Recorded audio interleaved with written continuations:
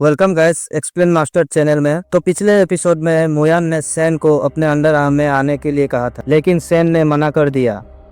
लेकिन वो मन ही मन बहुत पछता रहा था और इधर मुयान तो चौंका ही पड़ा था और वो सोचता है कि क्या ये इसने मेरे ऑफर को रिजेक्ट कर दिया है।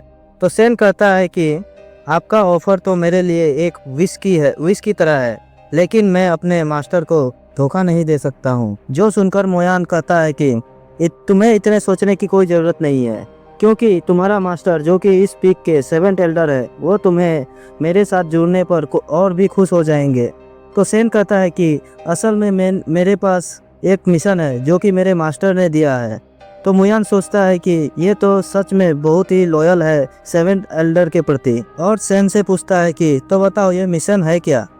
तो सेन कहता है कि मुझे सीनियर हान को सपोर्ट करना है। तो वो लड़की पूछती है क्या तुम उस हान के बारे में बात कर रहे हो जिसका नाम हान मेओन है। जो सुनकर मुयान पूछता है वो कौन है। तो सेन कहता है कि यह 7th एल्डर का उत्तराधिकारी है। जो सुनकर दोनों चौंक जाते हैं। तो मुयान मन ही मन सोचता है कि पास्ट लाइफ में इसे किसी और को विरासत में मिली थी, तो क्या इस लाइफ में ये सब बदल रहा है या ये वही बंदा है जो अपना नाम बदल कर यहाँ पर रह रहा है। मुझे पता लगाना पड़ेगा कि ये हान मेवान कौन है। तो यह लड़की मुयान से पूछती है कि लगता है कि मेरे लिए भी आपके पास कोई सवाल है, क्या आप वही ऑफर मुझे भी देने वाले हैं। तो मुयान तुरंत ही बिना किसी बात को सोचे हुए उसे रिजेक्ट कर देता है, जिससे उस लड़की का मोह हो जाता है। तो मुयान कहता है कि लेकिन मेरे पास ग्रुप 2 के लिए कुछ सवाल है तुमसे। तो वो भी चौंक जाती है। मुयान कहता है कि तुम अपना काम को सही तरीके से करने का समय आ गया है। तो लड़की कहती है कि तो आपने इसे भी नोटिस कर लिया है, लेकिन अभी भी समय नहीं आया है। तो मुयान कहता है कि सही है, क्योंकि चियोन एकेडमी का काम करने का यही तरीका है। तो वो लड़की कहती है कि तुम सही पकड़े हो, और मन ही मन सोचती है कि मॉक बैटल तक मुझे इन सभी को जितना हो सके उतना भड़का के रखना होगा। तभी मुयान कहता है कि मैंने जब से आपका प्लान को एनालाइज किया है, क्या तुम्हें नहीं लगता है कि इन सब को मैं कैसे मैनेज करता हूँ।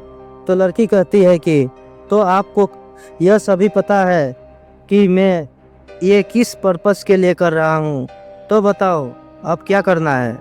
तो मुयान कहता है कि तुम अपना लीडर का पावर का इस्तेमाल करो और ग्रुप 2 को जिताने में अपना जी जान लगा दो, और उसे उसी तरीके से करो जैसे कि तुमने माँ जियोन को हराने में अपना पूरा जुनून लगा दिया था। तो लड़की शर्माते हुए कहती है कि अरे ये तो मेरी दादाजी के बातों का संपालन कर रहा था।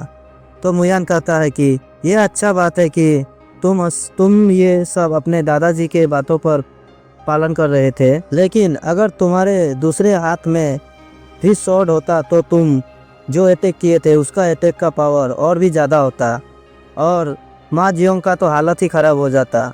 जो सुनकर उसकी तो होश हवाइयाँ ही उड़ जाती है, और वह बड़ी गंभीर आवाज़ में पूछता है कि तुम कौन हो और तुम्हें ये कैसे पता है। मुयान क्रीपी सा स्माइल मारते हुए सोचता है कि मैंने जो तीर अंदाजे में छोड़ा था वो तीर सही निशाने में लगी है, ये वही है, लेकिन मुझे अनजान बन के रहना होगा। और कहता है कि क्या तुम मुझे बेवकूफ़ समझती हो कि मुझे नहीं पता कि तुम डुअल शॉट आर्ट का प्रैक्टिस करती हो। अगर कोई शॉट मास्टर तो छोड़ो, नॉर्मल शॉट कल्टीवेटर भी इसे पकड़ लेगा, क्योंकि अगर कोई डुअल शॉट इस्तेमाल करता है और वह सिंगल शॉट के साथ अटैक करता है तो उसका मूवमेंट से ही पता चल जाता है कि वो किस आर्ट का प्रैक्टिस कर रहा है। और एक टूटी हुई लकड़ी को उठा लेता है और उसमें स्वॉर्ड ऑरा को लकड़ी में मर्ज कर देता है, जो देख कर के लड़की चौंक जाती है और मन ही मन सोचती है कि ये तो स्वॉर्ड ऑरा है जो कि बस एक साधारण सी लकड़ी में रिलीज कर रहा है। अगर कोई नॉर्मल कल्टीवेटर ऐसा करता है तो ऑरा के प्रेशर से वो लकड़ी ब्लास्ट हो जाएगी, लेकिन अगर कोई सालों तक इसे प्रैक्टिस किया हो और इस पे मास्टरी कर लिया हो तो ही इसे करना संभव है। तो क्या मुयान सच में एक शॉर्ट कल्टीवेटर है जो कि मास्टर लेवल पे है। तो मुयान कहता है क्या तो इतनी काफ़ी है तुम्हें यकीन दिलाने को।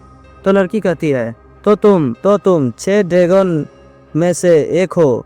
तो मुयान कहता है नहीं, ये मेरा भाई है जो कि 6 ड्रैगन है, और कहता है कि तुम भी डुअल स्वॉर्ड आर्ट को छुपा के रखना चाहती हो, उसी तरह मैं भी अपने पावर को छुपा के रखना चाहता हूँ।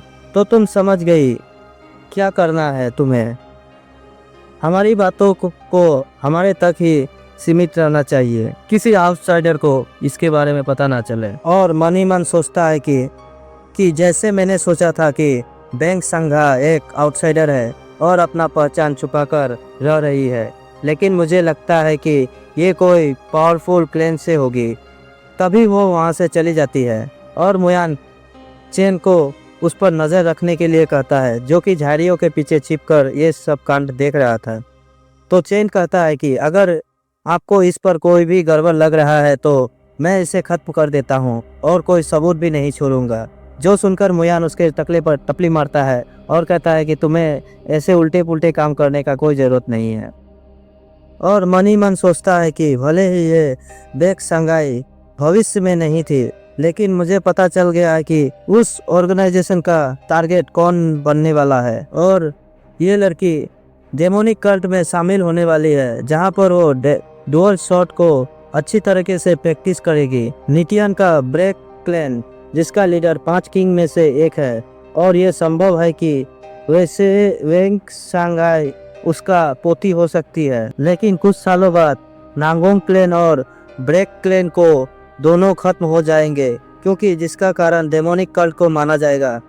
लेकिन पिछले लाइफ में जब हमारे क्लैन पर इल्ज़ाम लगाया गया था, उस समय हमने कुछ नहीं किया।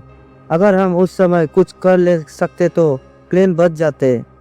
लेकिन बैक क्लैन के लीडर ने अपने पोती को यहाँ किस कारण से भेजा है। और इतना लंबा चौड़ा सोचने के बाद मुयान को कुछ समझ में आता है, और वह कहता है कि ये सभी एक दूसरे से जुड़े हुए हैं। मुझे लगता है कि डेमोनिक क्लैन के लीडर को ये बातें पहले ही बता दिया था। शायद मेरे यहाँ आने से उसकी डेथ हो जाती। लगता है हमारे लीडर मेरे को अपना सन इन लॉ मान चुके हैं। जो भी हो, मुझे बैक क्लैन को इस बार बचाना होगा। और सीन शिफ्ट होता है 1 महीने बाद का, जहाँ पर मॉक टेस्ट होने वाला था। तभी अनाउंसर अनाउंस करता है कि इस बार ग्रुप 2 और ग्रुप 4 के बीच मुकाबला होगा, और हमें वही लड़की को दिखाया जाता है जिसका नाम ब्रेक सांग होता है। और हमें 8 चैप्टर बाद इस लड़की का नाम बताया गया है, जो कि ग्रुप 2 को लीड कर रही थी, और दूसरी तरफ ग्रुप 4 को लीड करने वाला एक लाल बालों वाली लड़की थी, जो कि दोनों एक दूसरे अपने अपने फ्लैग को लिए खड़े हुए थे। तो अनाउंसर कहता है कि जो भी सबसे पहले ओपोनेंट का फ्लैग को तोड़ेगा वही इस मैच को जीत जाएगा, और जिसका फ्लैग टूट जाएगा वो इस मैच से बाहर हो जाएगा। और इंस्ट्रक्टर गेम को चालू करने का आदेश देता है, और दोनों टीम आमने सामने आ जाती है, और टीम 4 अपना फॉर्मेशन बना लेती है और फाइट करने आगे बढ़ जाती है। इधर बाकी स्टूडेंट आपस में ही सट्टा लगाने लगता है। कोई कहता है टीम 4 जीतेगा, ये लो मेरे तरफ से 2 से सिल्वर टाइल। कोई दूसरा कहता है कि ये लो टीम 2 जीतेगा, मेरी तरफ से 4 सिल्वर टाइल। इसी तरह से सट्टे लगाए जा रहे हैं। और इधर 3 बंदे मुयान पर टूट पड़ते हैं और कहते हैं कि मुयान, मैं तुम्हें देखकर मिलकर बहुत खुशी हुआ। जो देखकर मुयान चौंक जाता है और मन ही मन सोचता है कि साले ये 3 बंदे को क्या खुजली मची है, जो कि एक ही साथ मुझ पे अटैक करने आ रहे हैं। और दोनों ग्रुप के बीच फाइट शुरू हो जाती है, और दूसरी तरफ सट्टे में सट्टा लगाए जा रहे थे। जो देखकर इंस्ट्रक्टर कहता है कि तो चलो, तुम लोगों को अगर इतना ही सट्टे लगाने का शौक है तो मैं भी तुम लोग के साथ सट्टे लगाने जा रहा हूँ। तो मेरे तरफ से टीम 2 जीतेगा, जिसके लिए मैं 2 गोल्डन कॉइन को लगाता हूँ। जो सुनकर के सभी बंदे पगला जाता है, और मन ही मन सोचता है कि 2 गोल्डन कॉइन ये तो बहुत ज़्यादा होता है, ये तो इस इंस्ट्रक्टर का आधा साल की कमाई है। तो एक स्टूडेंट इंस्ट्रक्टर से कहता है कि क्या आप सच में 2 गोल्डन कॉइन लगाने जा रहे हैं। जो सुनकर के वो कहता है कि हाँ, सच में मैं 2 गोल्डन कॉइन नंबर 2 पर लगाने जा रहा हूँ। तो बताओ, क्या तुम्हें डर लग रहा है? अगर तुम्हें डर लग रहा है तो तुम इस मैच को यहीं से हार जाओ, और बाकी जितने पॉइंट्स है मुझे दे दो। और बड़ा ही खतरनाक मुस्कान देने लगता है। और इसी के साथ ये चैप्टर का एंड होता है। तो मिलते हैं नेक्स्ट चैप्टर को, जो कि अब नेक्स्ट सप्ताह आने वाला है। तो जैसे ही आएगा वैसे ही मैं इसे एक्सप्लेन कर दूंगा। तो good bye, thank you for watching.